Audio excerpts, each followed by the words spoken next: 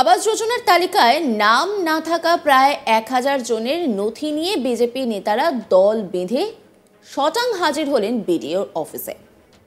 তারপরেই হঠাৎ করে বিডিওর সঙ্গে বিজেপি নেতাদের তুমুল বচসা, অভিযোগপত্র ড্রপ বক্সে ফেলতেই তুলকালাম কাণ্ড। বীরভূম সিউড়ির 1 নম্বর ব্লক অফিসের ঘটনা। সিউড়ি 1 নম্বর ব্লক অফিসে আবাস যোজনায় দুর্নীতির প্রতিবাদে গণ ডেপুটেশন দিতে আসেন বিজেপির কর্মী সমর্থকরা। এই কর্মসূচিতে উপস্থিত ছিলেন বিজেপির রাজ্য সাধারণ সম্পাদক জগন্নাথ চট্টোপাধ্যায়, জেলা সভাপতি ধ্রুব সাহা ও জেলা সাধারণ সম্পাদক শ্যাম সুন্দর গড়াই। বিজেপির কর্মী সমর্থকরা ব্লক অফিস পর্যন্ত মিছিল করে আসার পর আবাস যোজনার তালিকায় নাম না থাকা প্রায় 1000 জনের নথি সহ জগন্নাথ চট্টোপাধ্যায়, ধ্রুব সাহা ও শ্যামসুন্দর গড়াই স্মারকলিপি জমা দিতে যান সমষ্টি উন্নয়ন আধিকারিকের কাছে। আর তখনই সমষ্টি উন্নয়ন আধিকারিককে ধমক দিতে দেখা যায় জেলা সভাপতি এবং জেলা সাধারণ সম্পাদককে।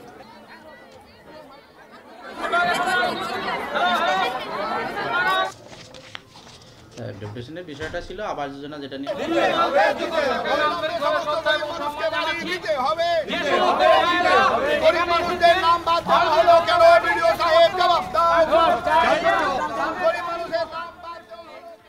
বিজেপি নেতা জগন্নাথ চট্টোপাধ্যায় তিনি কি বলছেন শোনাবো আপনাদের। দেখুন, আমরা সিউড়ি 1 নম্বর ব্লকের সিউড়ির 1 নম্বর ব্লকের আবাস যোজনার যে সমীক্ষা হয়েছে, সেই সমীক্ষার গত 27 তারিখে তালিকা টাঙানো হয়েছে। সেই তালিকার আজকে ক্লেমস অ্যান্ড অবজেকশন, অর্থাৎ ভুলভ্রান্তি হয়ে থাকলে তার জন্য নতুন করে আবেদনের আজ ছিল শেষ দিন 3 তারিখ। এরপর সংসদে সেই তালিকা পেশ হবে। আমরা সেই দাবি নিয়ে এসেছিলাম। আমরা যেটুকু জানতাম যে সিউড়ির এই 1 নম্বর ব্লকের 7টি অঞ্চলে 4442টি বাড়ি এসেছে।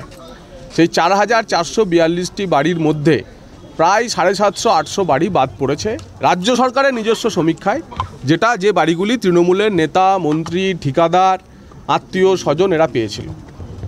আমরা আরও অন্ততপক্ষে আজকে 1500 অ্যাপ্লিকেশন নিয়ে তার কাছে জমা দিলাম। এই 1500 অ্যাপ্লিকেশন মানুষ, তারা প্রকৃতপক্ষে গরিব মানুষ, যাদের পাকা ছাদ নেই মাথায়, কাঁচা বাড়িতে তারা বাস করছে, এবং তাদের দাবি জানিয়ে আমরা বললাম যে এদের যে আপনাদের সরকারি তথ্যে, সরকারি নথিতে এদের নাম ছিল না, এই বাড়িগুলো কে দেবে? ভিডিও বলছেন, জানালেন তিনি যে তিনি এ নিয়ে আলোচনা করছেন, আলোচনা করুন। আমরা বলেছি যে মানুষ বসে আসে, আপনাকে এদের সামনে এসে বলে যেতে হবে। উনি বলেছেন যে ঠিক আছে, আমি যাব, আমি গিয়ে কি করা যায় আমি পরামর্শ করে আমি জানাবো। আমরা মানুষকে গিয়ে এখন বলবো। এবং আপনাদের আরও জানিয়ে রাখি, রাজ্যে 40 লক্ষ বাড়িতে সমীক্ষার কাজ শেষ হয়েছে। এই 40 লক্ষ বাড়ির মধ্যে প্রায় 10 লক্ষ বাড়ি পাওয়া গেছে যে 10 লক্ষ বাড়ি হচ্ছে ইনএলিজেবল। তার মধ্যে সর্বোচ্চ হচ্ছে মুর্শিদাবাদ, নদিয়া, এই জেলাগুলি, দক্ষিণ 24 পরগনা, বর্ধমান, যেখানে 36, 37, 35% মানুষ বাদ পড়েছে। এরা সব পাকা বাড়ির মালিক, তৃণমূলের হচ্ছে সব কেষ্টবিষ্টু, তৃণমূলের লোকাল স্তরের নেতা, আত্মীয় স্বজন, তাদের ঠিকাদার, এরা হচ্ছে বাড়ি পেয়েছে, আর গরিব মানুষ বাড়ি পায়নি।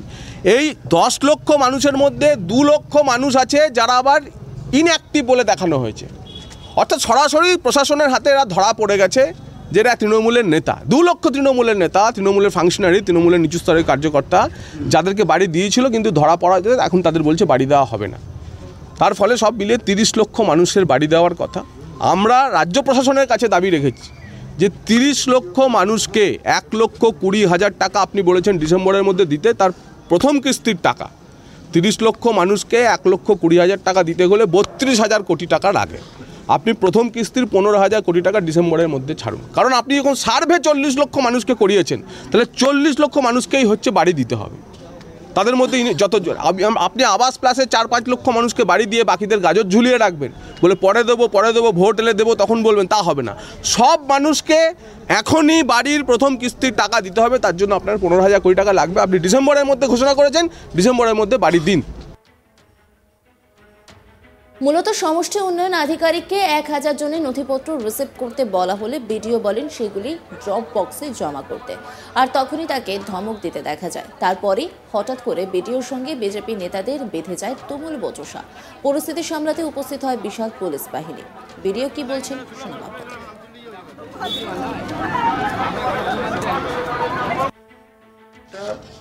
ভারতীয় জনতা পার্টি থেকে একটা ডেপুটেশন দেওয়ার জন্য আমাদের কাছে একটা চিঠি ছিল, সেই মানে ওনারা ডেপুটেশন দিতে এসেছিলেন। ডেপুটেশনের বিষয়টা ছিল আবাস যোজনা যেটা নিয়ে আমাদের চলছে সেটা নিয়ে। তা ওনাদের কিছু বক্তব্য ছিল, সেগুলো আমরা শুনলাম। ওনারা কিছু অ্যাপ্লিকেশন ওই যে টেবিলে দেখতে পাচ্ছেন দিয়েছেন। তা আমাদের যেটা আমাদের নিয়ম আছে, নিয়ম অনুযায়ী আমরা যা করা সেগুলো করব।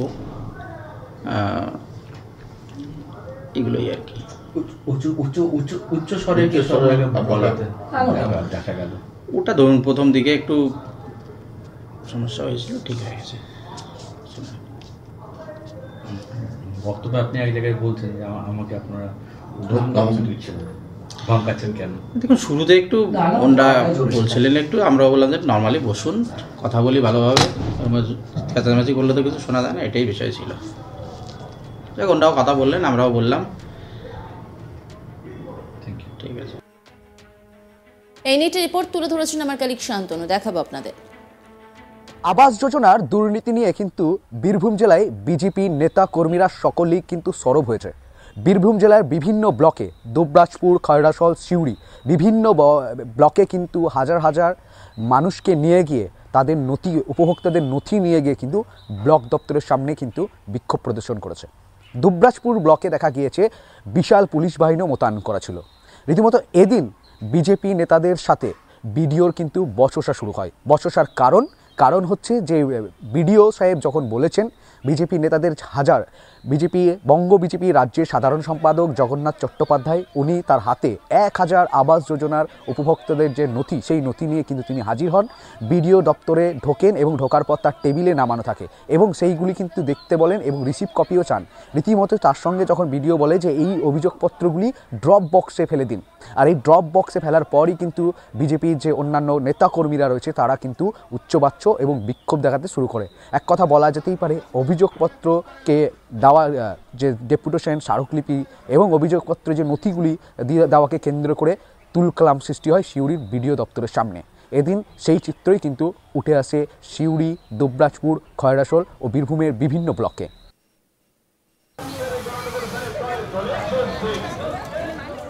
বিজেপি নেতা জগন্নাথ চট্টোপাধ্যায় তিনি ঠিক কি বলেছেন শোনাব আপনাদের। দেখুন, আমরা সিউড়ির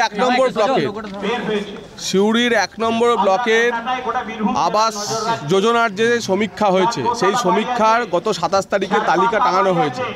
সেই তালিকার আজকে ক্লেমস অ্যান্ড অবজেকশন, অর্থাৎ ভুলভ্রান্তি হয়ে থাকলে তার জন্য নতুন করে আবেদনের আজ ছিল শেষ দিন 3 তারিখ। এরপর সংসদে সেই তালিকা পেশ হবে। আমরা সেই দাবি নিয়ে এসেছিলাম। নজর রাখুন আজ তাক বাংলার ইউটিউব স্ট্রিমিংয়ে।